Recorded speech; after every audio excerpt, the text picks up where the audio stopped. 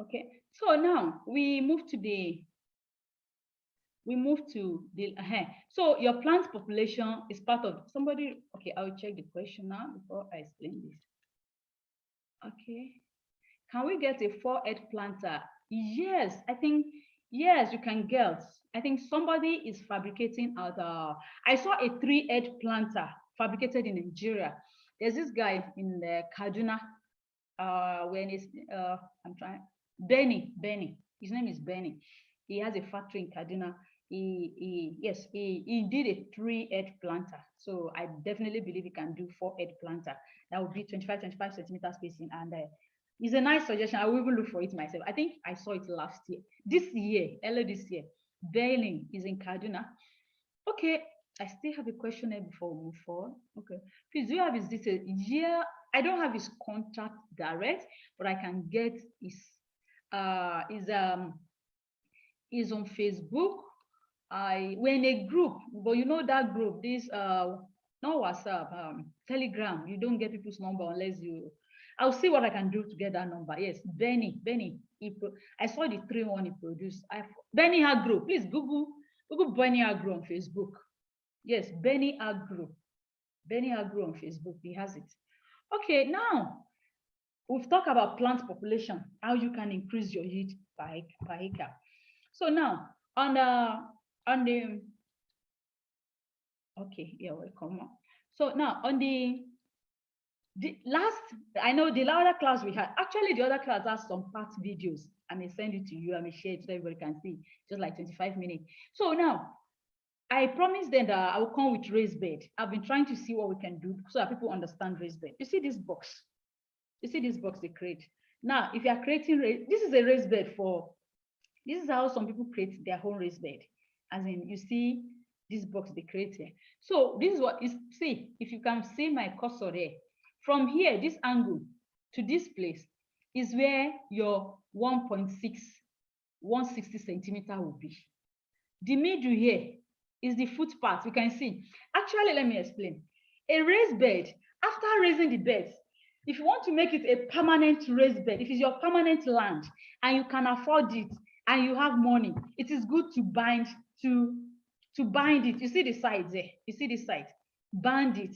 See, your length can be any length. You can go any length. You can go 100 meters. You can go 25. You can go 30.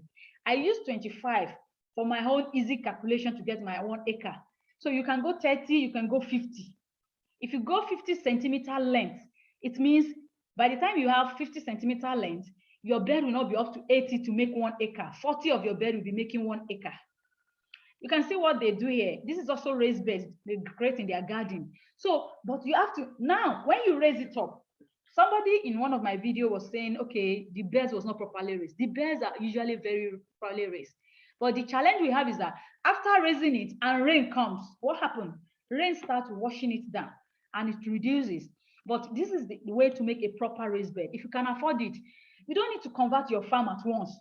Gradually do a system. That's what I do. Like I told you, I was just telling you now, I have a place where I still plant beans like the normal farmers because I've not really reached that side. And you might not, because investing on a raised bed, the capital might be much. But if you gradually change your system, then you use whatever you are making from the first set and be reusing it in the old set. You can gradually build like that. So this is how to create a raised bed. From this angle here to this angle, that's in 160 centimeter. And the footpath, this from the edge of this box to the edge of another box, there's another 40, that's 40 centimeters. That's the middle where they pass. In their own case, they make the length is short. You can make yours to be long. You can make it 10 centimeter. You can make it 20 centimeter. But because I don't want to cut my tapes into small sizes, so I go 25 centimeter. Like I told you, the market gardener where I got it go 30 centimeter. 30 meter long, I mean. So I go to 25 meter. So this is how to create a raised bed. So it is now inside this raised bed, you know, you now put the soil, you create a soil. Just like the way we do foundation of a house, you know, we dig it out first, now do some concrete and now start arranging blocks. The same thing with raised bed. You see, you want something solid, you need to prepare for something solid. As in, yes, if you want something great, something good, you need to prepare for something solid. So that's exactly what I did here. So I make you really need to, then you now come, if you create your raised bed like this, you cannot make it any length. I hope you are getting the raised bed design now, far better than the explanation I've been making. Now from this raised bed, you now look for the soil. You now prepare your soil. Now look, this soil here is the soil for people that are doing tractor plow. For instance, if you want to start your raised bed, your soil will be very hard. If you said you should start doing it manually, you can start with tractor plowed. You plowed it, then you now use rope. You divide it into this, how you want to divide the beds. You divide.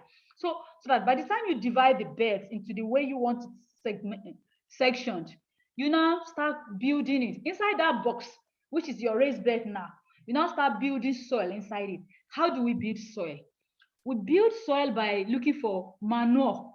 I've said it several. You look for manure. You look for manure, compost. Go to poultry waste, cow dung, composted one. When I mean composted one, is that it's something that has okay, when it's fresh, when livestock excrete, it's still very fresh. You can't use it. If you use fresh one, it will burn your crop. It will destroy your crop. But if you use the one that has been composted, that has, you understand what I mean? So over time, you take it to the soil, and this soil, especially this one that is here, is not a good soil. This is too bright a color to be used for soil. See, look at this. Can you compare the first one I showed you to this one? Mere looking at it, this is a great soil. This is building of a soil. The only thing that can make you get this type of soil, this type of rich soil, is when you use compost, which is poultry waste, cow dungs, and everything. They gradually change your soil over time. They change your soil over time, and your soil, so you need these things for your soil, as in you need the compost and everything to build a great soil. If you don't have a great soil, you cannot, you need a great soil. And it's the soil, like I explained, is the soil that is the root, is the foundation of your farm. And that's why you see people go the length of creating a raised bed. And even so, they call it permanent raised bed. Once you can guide the side. Imagine you now pick this kind of soil, fill it into your box, fill it to the top. Nobody will dare step on it. Like the way I will be shouting on the farm, don't step on my beds, oh, don't step on my beds, oh. No one will dare step on your bed here. They will respect it. So you do that, and your beds will be, So you need to build a great soil, because it's the soil that feeds your crops. Now, maize plant population, I've explained this, 90,000 to 120,000 plants per hectare. That's the optimal maximized maize grain yield, especially for rainfall regions. Now, raised bed, like I told you, I'm using 30 centimeters. And because I'm using 30 centimeters, I've not been able to meet up with the normal hectares, the 90,000. No, what I have on my space is 75,000. So I see it's until when I change to 25 centimeters that I'll be able to push to maybe 100. So for now, I'm still here. I'm at 75, and it's like that's about 5 tons per hectare. If you have 75,000 plants and you feed them well and they grow very well, you are still at 5 tons like me. But if you really want to go to 7 tons, yes, you use 25 centimeters. That is the planter. And just like the question she asked, you can use a three wedge planter, or 4. I will even ask for 4. 4 can go on my raised bed. Okay. Even at 30 centimeters, 4 can go on my raised bed.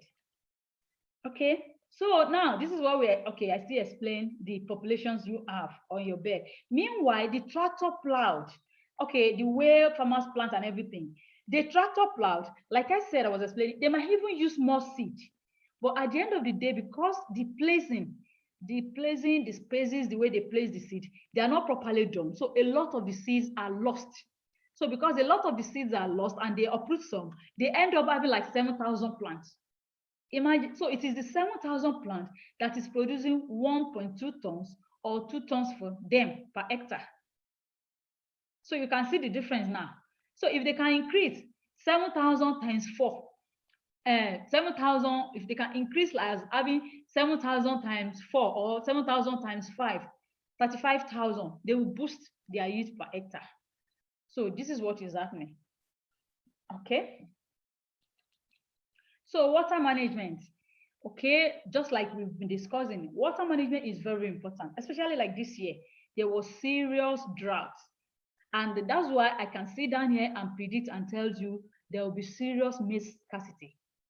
Okay, I wrote somewhere like in my community presently, when the new maize have started coming, the old maize bag, I showed you the bag sometime. The old maize bag is selling for 36, 37, 38,000.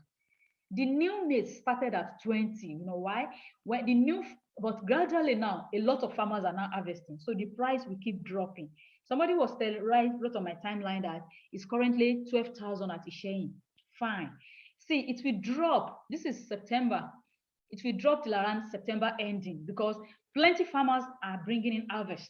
And as they are bringing in harvest, they want to exchange it for money for more reason. We want to go, we want to pay our workers, we want to do this, we want to do that. So they will start, but gradually the price, once it gets to a point, it will now pick up again. When all those farmers that want quick money right now will sell off, and then there will be nobody that want to sell again. The price will go up. Now, in the irrigation, this is, I mentioned several types of irrigation. We have flood or furrow irrigation. This is the one that is commonly used in the northern parts. They have a lot of dams. So they are not using drip tape, they are not using, they have this and they have this. This is a sprinkler. We have this too in some of our southwest, south, but I don't know why our governments are quite different.